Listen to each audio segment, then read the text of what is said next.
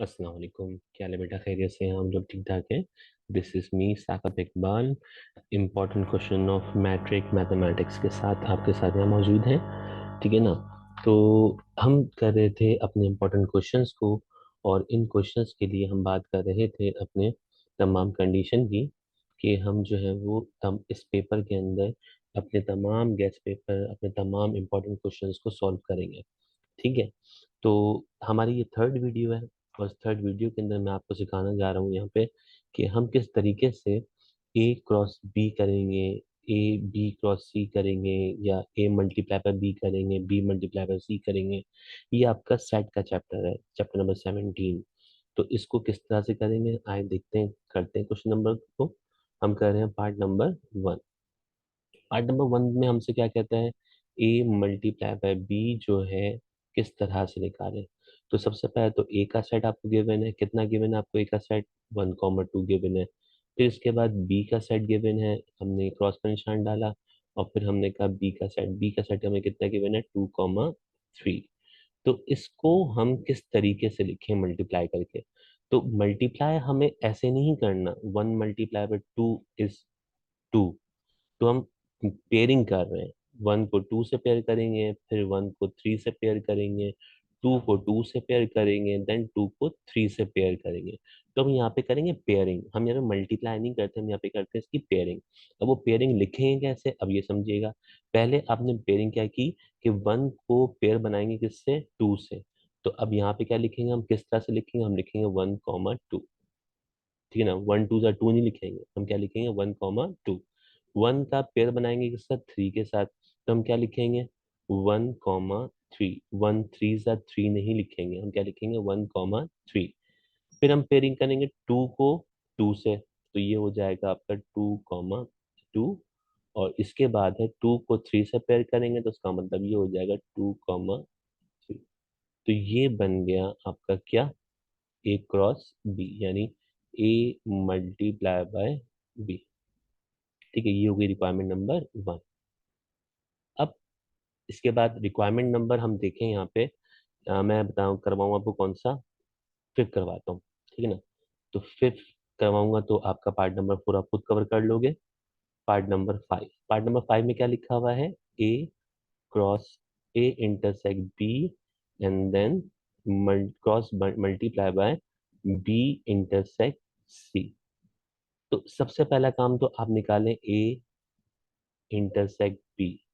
तो ए की वैल्यू कितनी है बेटा? 1 और 2।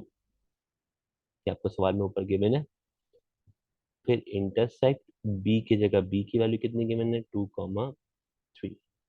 ठीक है, अब इंटरसेक्ट का मतलब क्या होता है? कॉमन वैल्यूज ना। तो मुझे पता है इन दोनों में कॉमन वैल्यू क्या है। इन दोनों में कॉमन वैल्यू जो है वो 2 है। तो इसका मतलब आपका जो सेट में आंसर आएगा वो क्या आएगा? सिर्फ और सिर्फ 2। तो ये तो आंसर आ गया किसका? ए इंटरसेक्ट बी का। अब दूसरा हम निकालेंगे बी इंटरसेक्ट सी। तो हम निकाल रहे हैं बी इंटरसेक्ट सी। बेटा बी की वैल्यू क्या है आपके पास? 2 और 3। फिर इंटरसेक्ट सी की वैल्यू क्या है? 1 3 5। तो मुझे बताइएगा कि इन दोनों सेट में आपके पास कॉमन एलिमेंट कौन है? 3 है। तो इसका मतलब बी इंटरसेक्ट सी जो है वो बराबर किसके हो गया? आपके 3 के। तो यहां तक कोई प्रॉब्लम नहीं है। गुड। तो अब इसके बाद देखते हैं हमारी कंडीशन। हमने कहा हमारे पास ए इंटरसेक्ट बी भी आ गया। ए इंटरसेक्ट बी हमारे पास आया था कितना? 2। और बी इंटरसेक्ट सी जो है वो कितना आया है? 3। हमारी मेन रिक्वायरमेंट क्या थी? हमारी मेन रिक्वायरमेंट थी कि ए इंटरसेक्ट बी को क्रॉस करें किससे? बी इंटरसेक्ट सी से। ठीक है ना? तो अब देखें, ए इंटरसेक्ट बी की जगह पे ए इंटरसेक्ट बी का आंसर कितना है? सिर्फ और सिर्फ 2। ठीक है ना? और फिर क्रॉस का निशान आ गया। इसके बाद फिर बी इंटरसेक्ट सी की जगह पे आंसर कितना है? 3। सिर्फ और सिर्फ यहाँ पे क्या आ गया? 3। तो मुझे बताइए इनको अगर मैं क्रॉस प्रोडक्ट करूं तो ये मल्टीप्लाई के आंसर क्या आएगा? सिर्फ और सिर्फ 2,3। यही हमारा क्या हो गया, आंसर हो गया। ये हो गई रिक्वायरमेंट नंबर कौन सी, 5। ठीक है ना। रिक्वायरमेंट नंबर 3 देखते हैं। रिक्वायरमेंट नंबर 3 में क्या बात बोलता है। तो रिक्वायरमेंट नंबर 3 में हम काम कर रहे हैं A multiply by B union C. तो इसके लिए सबसे पहले आपको निकालना होगा बी यूनियन सी। ठीक है ना। तो बी की वैल्यू कितनी है बेटा, ऊपर सवाल में गिवन है आपको 2,3 यूनियन सी की जगह सी की वैल्यू आपको गिवन है 135। तो यूनियन में आप क्या करते हैं, यूनियन में आप सेट को मिला के लिखते हैं, कंबाइन करके लिखते हैं। तो इसका मतलब अगर मैं इनको कंबाइन कर दूं, अरेंज करके लिखेंगे, पहले 1, फिर 2, फिर 3 एंड देन 5। 4 है नहीं इसके अंदर, इसलिए 4 यहाँ पे इन्वॉल्व नहीं हुआ। तो ये आ गया आंसर किसका, बी यूनियन सी का। अब आपकी जो रिक्वायरमेंट थी, वो आपकी रिक्वायरमेंट क्या है, आपकी रिक्वायरमेंट है कि ए को क्रॉस करें, मल्टीप्लाई कर किससे, बी यूनियन सी से। ठीक है ना। तो अब ए की जगह पे ए का आंसर, ए की वैल्यू कितनी है आपको सवाल में गिवन है, कितनी है बेटा, 1,2। ये ए का सेट हो गया, और मल्टीप्लाई, मल्टीप्लाई आ गया, और बी यूनियन सी की जगह पे बी यूनियन सी की वैल्यू कितनी है, 1, 2, 3, 5। अब आपने क्या करना है, इसकी मैपिंग करनी है। अब मैपिंग करने के लिए क्या करेंगे, 1 को पहले इन सब से करेंगे मैप, एंड देन उसके बाद 2 को इन सब से क्या करेंगे, पेयरिंग करेंगे। तो इसका मतलब 1 को 1 से किया तो क्या हो जाएगा, 1,1।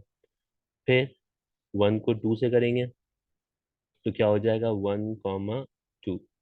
फिर 1 को 3 से करेंगे क्या हो जाएगा, 1,3। फिर 1 को 5 से करेंगे तो क्या हो जाएगा, 1,5। ये 1 से पेयरिंग हो गई। अब इसके बाद 2 से पेयरिंग कर दो, ये हो जाएगा 2,1, दूसरा हो जाएगा 2,2, तीसरा हो जाएगा 2,3, एंड देन आखिरी हो जाएगा 2,5। ये बन गया आपका आंसर। ठीक है बेटा। तो इस वीडियो में आपने सीखा कि किस तरीके से हम चीज़ों को मल्टीप्लाई करते हैं। ठीक है ना। सेट को सेट से मल्टीप्लाई किस तरह करते हैं। तो सेट को सेट से मल्टीप्लाई हम ऑर्डर पेयर में करते हैं, पेयरिंग करके करते हैं। ठीक है। तो आई होप आपको ये वाली वीडियो क्लियर हुई होगी। तो इंशाल्लाह नेक्स्ट वीडियो के साथ साथ रहिएगा। चैनल को सब्सक्राइब करें, शेयर करें, ताकि तमाम लोगों तक जो है वो इम्पोर्टेंट क्वेश्चंस पहुंच जाएं। ठीक है ना। तो तमाम इंपॉर्टेंट क्वेश्चन हम अपने वीडियो के अंदर कंप्लीट करेंगे, from chapter number 17 to chapter number 13 तक, 30 तक। ठीक है। Thank you so much for watching, take care, अल्लाह हाफिज।